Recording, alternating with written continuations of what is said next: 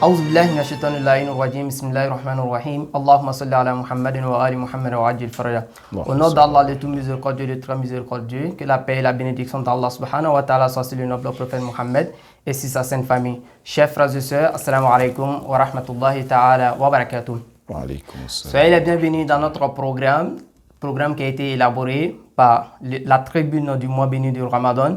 Alors nous avons tout l'honneur et le plaisir d'avoir invité sur notre plateau Cheikh Abdallah Bilem. Cheikh Abdallah Bilem, assalamu alaikum wa rahmatullahi ta'ala wa barakatuh. Wa alaykum assalam wa rahmatullahi wa barakatuh. Merci d'avoir accepté notre invitation. C'est un plaisir pour moi de participer, Inch'Allah. Alors, chers frères et sœurs, nous sommes là aujourd'hui de vous élaborer une émission concernant la jurisprudence. La question auquel nous allons traiter aujourd'hui concernant à la question du jeûne du mois de Ramadan. Alors, nous avons quelques questions à poser à notre cheikh. Alors, cheikh, à ce qui concerne les mois lunaires, alors nous avons quelques questions à vous poser. Comment il faut reconnaître les débuts des mois lunaires? Ahsantum.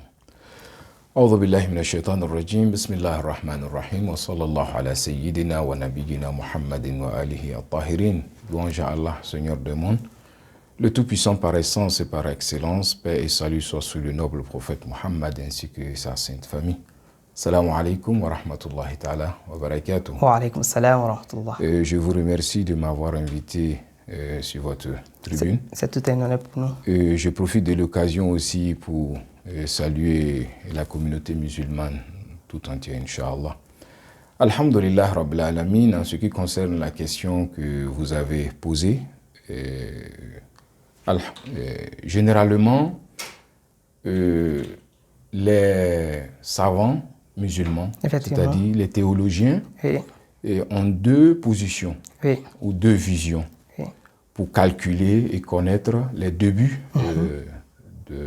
de mois lunaire. La première vision, c'est la vision oculaire de la lune ou du croissant lunaire. La première vision dit quoi? La première vision dit que pour connaître le début des mois lunaires, on devait voir le croissant lunaire à l'œil nu. Ou à l'œil, n'est-ce pas? Parce qu'il y a deux visions là-dessus aussi. Et la deuxième vision, c'est le calcul astrologique. On fait un calcul astrologique, on sait, chaque année, le début du mois de Sha'ban ou de Ramadan, ou Rajab, Sha'ban, Ramadan et les autres mois, quand est-ce que ça débute. Mais, chers frères, vous savez, le problème qui se pose, c'est que soit c'est par ignorance, ou c'est par manque d'informations, qu'on voit que chaque année, à l'approche du mois béni du Ramadan, la communauté est paniquée. Les gens sont paniqués, on ne sait pas quand est-ce débuter le mois, quand est-ce débuter notre jeûne. Si nous revenons dans le Coran, qu'est-ce que le Coran nous dit? Il dit Shahru Ramadan alladhi unzila fihi al-Qur'an. Effectivement. Il dit le mois de Ramadan dans lequel le Coran fut descendu, Hudan linnas, comme guide pour les hommes, wa bayyinatin min al-huda, et explicité, et des preuves de guidance. Et preuves de guidance, wal furqan, bayyinatin min al-huda, wal furqan, et discernement. Bien. Faman shahida minkum ash-shahra falyasumhu. Quiconque soit présent, jeûne, observe. Quiconque soit présent dans ce mois-là devait observer le jeûne. Waman kana maridan aw ala safarin fa iddatun min ayamin ukhra, jusqu'à la fin du verset. Nous avons les hadiths du prophète et des nobles famille, la sainte famille, qui nous dit Soumu lir-ru'ya wa aftiru lir-ru'ya. Il dit jeûnez quand vous observez la lune, rompez votre jeûne quand vous observez la lune. Bien, ici, vous savez, chers frères, on a des principes théologiques et des bases théologiques qui sont les deux bases acceptées. La première des bases, c'est la vision oculaire de la lune. Bien, Pourquoi il y a divergence entre les savants en ce qui concerne la vision et en ce qui concerne les calculs astrologiques? Bien, le Coran nous dit « Faman shahida minkum ash-shahra falyasumhu » On dit « quiconque est présent ». Ici, d'autres pensent que en disant shahida, ils ont déduit du mot shahida que celui qui a observé la lune. Et d'autres ont dit que non, le mot shahida ne signifie pas observer. Shahida signifie d'être présent, c'est-à-dire d'être présent dans le mois de Ramadan. La preuve en est que quand le Coran nous dit faman shahida minkum shahra falyasumhu, et après il dit wa man kana maridan aw ala safarin fa iddatun min ayamin ukhra. Donc eux ils disent que ici le mot shahida veut dire présent. Bien. En ce qui concerne l'hadith qui nous dit somo le ru'ya waftero le ru'ya. Le ru'ya ici veut dire vision. Ici, en matière de théologie, on dit que soit ar-ru'ya mawdu'iyya ou tariqiyya. Quand le Coran nous dit sumu lir-ru'ya, est-ce que la vision oculaire, qui était la seule méthode en ce moment-là, dans le temps passé, c'est la seule méthode parce qu'on n'avait pas l'évolution et comme nous l'avons aujourd'hui, c'est la seule méthode qu'on pouvait suivre pour connaître les débuts du mois. Donc ils disent quoi? Ceux qui disent at-tariqiyya disent que non, c'est l'une des méthodes. Mais compte tenu que c'était la seule méthode qui existait, donc quand on dit sumu lir-ru'ya, cela veut dire jeûner lorsque vous allez observer la lune. Observer veut dire quoi ici? Lorsque vous avez la certitude que la lune est née. C'est-à-dire la nouvelle lune est sortie. Donc si la nouvelle lune est sortie, soit j'ai vu par l'œil, ou non, c'est par un calcul astrologique scientifique. Hein. Ce n'est pas des suppositions astrologiques, mais un calcul astrologique scientifique. Comme aujourd'hui, on le sait aussi que les astrologues ou les astrophysiciens peuvent nous calculer et nous dire quand est-ce qu'il y aura l'éclipse. Et on calcule aussi, on vous dit à quelques millimètres près, quand est-ce qu'on devait prier notre prière de Zohr, quand est-ce que le soleil se lève et quand est-ce que le soleil se couche. Ils calculent pour toute l'année. Donc ils disent que avec un calcul scientifique bien donné, il n'y a pas de problème. Mais à condition qu'on ait une certitude. Voilà, à condition qu'on ait une certitude. Ça, c'est la première vision qui dit al-mawdu'iyya. Ar-ru'ya ru'yatun mawdu'iyya. C'est l'un des chemins. Comment on appelle? Ru'ya tariqiyya plutôt. C'est l'un des chemins. Or, pourtant, ceux qui disent que ar-ru'ya ru'ya mawdu'iyya, ils disent quoi? Ils disent que c'est le seul chemin à emprunter pour connaître le début du mois de Carême. C'est le seul chemin. Parce que Dieu nous a dit, le prophète nous a dit, Somo les ru'ya, les imams nous ont dit, Somo les ru'ya. Ru'ya aussi veut dire visuel. Vous voyez? Donc, si le musulman, par exemple, moi en tant que musulman, je ne suis pas un jurisconsulte. Et effectivement, le 29e jour, la soirée du 29e jour de Sha'aban, je suis appelé à observer la lune, à essayer de voir si la lune est sortie ou elle n'est pas sortie. Maintenant, je me base sur quoi? Sur l'observation visuelle ou non sur les calculs astrologiques. En ce moment, on va te dire que tu devais aller voir la vision de ton jurisprudent. Si tu n'es pas jurisprudent, on dit d'aller voir la vision de ton mujtahid, ton marj taqlid. Si ton marj taqlid dit que c'est la seule méthode pour calculer, c'est la vision à l'œil nu, donc tu es obligé de chercher sur la lune. Mais s'il te dit aussi qu'on peut utiliser les calculs astrologiques, tu peux te baser sur les calculs astrologiques. Bien, il y a un point que j'ai voulu énumérer en ce qui concerne ceux-là qui disent que nous sommes obligés, bon, tout le monde est unanime, voir à l'œil nu, observer à l'œil, l'observation visuelle est unanime. Tout le monde est d'accord là-dessus. Le débat est, est-ce que les calculs astrologiques aussi peut ou ne peut pas. C'est là-bas il y a division, c'est là-bas il y a discussion. Sinon, dans la vision optique ou la vision, comment on appelle, la vision à l'œil, il n'y a pas de divergence. Mais dans la vision à l'œil, nous avons une vision à l'œil nu, vision à l'œil des éléments optiques, par exemple les loupes ainsi que les jumelles. Okay. Inch'Allah. Inch'Allah. Merci infiniment pour les détails que vous venez de donner à ce qui concerne la question du début des mois lunaires.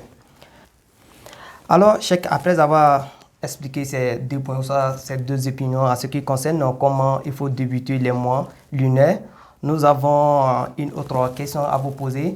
Étant donné qu'un musulman, comment je dois commencer et débuter mon jeûne, ou soit comment je dois rompre mon jeûne à travers ces divisions? Alhamdulillah Rabbil Alamin, c'est-à-dire, en réalité, vous voulez connaître quand est-ce que je peux commencer le jeûne obligatoire. Effectivement. Parce que le jeûne, vous savez, nous sommes obligés de chercher la lune. Nous sommes obligés de connaître quel jour débute le mois de carême. Pourquoi? Parce que celui qui fait exprès et qui n'a pas observé le jeûne, il est sanctionné d'abord de rembourser et encore il est sanctionné d'une amende. Effectivement. D'une amende, soit, comme on appelle, affranchir un esclave, ou soit jeûner 2 mois. 2 mois successifs. Effectivement. Ou soit nourrir 60 pauvres. Effectivement. Vous voyez? Oui. Donc c'est primordial connaître le jour, le premier jour du mois de Ramadan pour pouvoir jeûner. Donc quelles sont les modalités? Quels sont les critères ou quels sont les signes à travers lesquels on connaît les débuts du mois de Ramadan? Oui. Les jurisprudents qu'on appelle les maradjis, les spécialistes en théologie, nous ont donné 5 chemins, ou bien 5 modalités. Bon, parmi les 5, il y a 4 qu'il n'y a pas de divergence. Le 5e, c'est une petite divergence, mais c'est très important. Donc, Inch'Allah, nous allons le souligner. Inch'Allah. Bien, la première, c'est d'observer soi-même, personnellement, observer la lune. Effectivement. Parce que l'observation de la lune, elle est personnelle. Dans l'observation de la lune, je ne suis ni un marja, dans la base à laquelle on se base pour distinguer quel est le début, soit vision optique ou bien calcul astrologique, là, compte tenu que c'est appuyé d'arguments théologiques, donc en ce moment-là, je me réfère à mon marja. Bien, mais pour désigner aujourd'hui est un jour de Ramadan et je suis obligé de jeûner, de faire un jeûne wajib, en ce moment-là, c'est personnel. Vous voyez, c'est pourquoi, au début, j'ai dit c'est par ignorance ou c'est par manque de savoir que les gens sont paniqués. Jusqu'à ce qu'on condamne la communauté, on dit, mais pourquoi les musulmans ne sont pas d'accord pour désigner quel jour tout le monde devait jeûner? C'est un truc personnel. Effectivement. Ouais, c'est un truc personnel. Cela est différent des jours de fête. Les jours de fête, ça dépend de l'autorité compétente. C'est l'autorité compétente qui désigne quel jour fêter et quel jour n'est pas fêté. Mais quel jour gêner ou quel jour n'est pas gêné, cela revient à la jurisprudence qui donne l'autorisation à l'individu de chercher à prouver le jour du jeûne gêné. Là, on ne suit personne, quel qu'en soit le savoir de ce dernier-là. Donc, la première des choses, si on a observé personnellement la lune, même si tout le monde refuse, on dit que la lune n'a pas été observée, toi, tu es obligé de jeûner. C'est-à-dire, à partir du 29e, la soirée du 29e jour du mois de Sha'ban, tu es obligé de chercher la lune.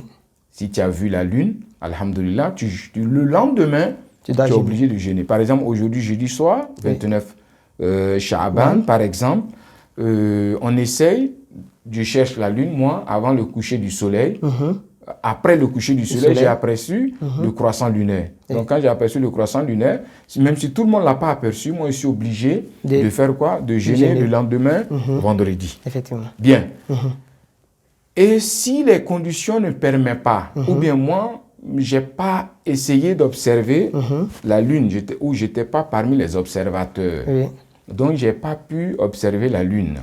Je me réfère à l'attestation de 2 personnes de genre masculin. 2 personnes de genre masculin et pas féminin, qui sont dignes de confiance, qu'on appelle Seqa. Que ces 2 personnes-là me disent que j'atteste ou nous attestons que nous avons aperçu le croissant lunaire, donc moi aussi je suis obligé de jeûner.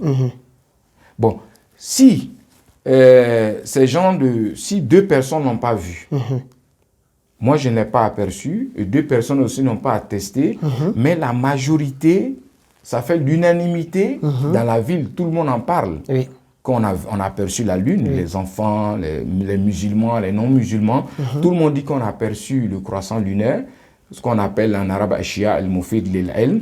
En ce moment-là, moi, le lendemain, je peux jeûner. Ou soit, si je me lève le matin, je n'avais pas l'intention de jeûner, mais on me dit que hier, nous avons aperçu, toi tu as dormi, tu t'es réveillé le matin, tu n'as pas mangé, tu n'as ni bu ni mangé, et on te dit, tu entends partout, on dit qu'aujourd'hui, c'est le premier jour. C'est le premier jour du mois de Ramadan. Eux, on a observé la lune, toi tu es obligé de jeûner. Ça, c'était la deuxième. C'était la troisième. La première, c'est la vision personnelle. Ou l'attestation de 2 personnes. Ou non, si ça fait unanimité dans la ville où vous vivez, où on réside. Oui. Maintenant, la troisième, la quatrième, si si nous n'avons pas pu observer la lune, pourquoi? Parce qu'il y a ce qu'on appelle en arabe el-mani. Il y a des nuages et autres qui ne permettent pas une vision à l'œil. Qu'est-ce qu'on fait? On va compter le mois de Sha'ban, dès le début de la lune du mois de Sha'ban. On va compter les jours du mois de Sha'ban, 30 jours. Effectivement. Comme on lui dit, si la lune, si elle a été cachée, donc vous allez compter 30 jours. Parce que le mois lunaire, soit c'est 29 ou 30 jours, on n'a pas de 31. Donc nous allons faire 30 jours et après cela, maintenant, on commence le jeûne du mois béni du Ramadan. Mois béni du Ramadan. Effectivement. Maintenant, ça, c'est l'unanimité des savants théologiens chiites, alhamdulillah. Bon, notre 5e vision qui ne fait pas d'unanimité, c'est la décision ou le décret fait par un mardi. Non, voilà, un décret fait par un mardi compétent. Voilà, qu'on dit l'autorité compétente. Voilà. Maintenant, l'autorité compétente, c'est nous, les musulmans chiites, parce que beaucoup se trompent. Quand on parle d'autorité compétente, ils pensent que c'est le président ou c'est ceux-là qui dirigent, qui ne sont pas chiites. Non. Chez nous, quand on parle d'autorité compétente, ce sont les marja ou les mujtahid chiites.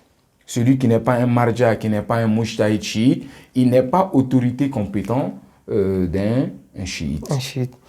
Alors, merci infiniment, Cheikh, pour les détails que vous avez eu à apporter à ce qui concerne les 2 questions qu'on avait pour vous poser. Alors, nous vous remercions et nous sommes à la fin de notre émission. Inch'Allah, prochainement, on aura encore d'autres occasions pour traiter d'autres questions à ce qui concerne toujours le mois béni du Ramadan et d'autres questions qui concernent la jurisprudence. Inch'Allah. Alors, chers frères et sœurs, merci et bon suite de programme sur la tribune du mois béni du Ramadan. Wassalamu alaikum wa rahmatullahi ta'ala wa barakatuh.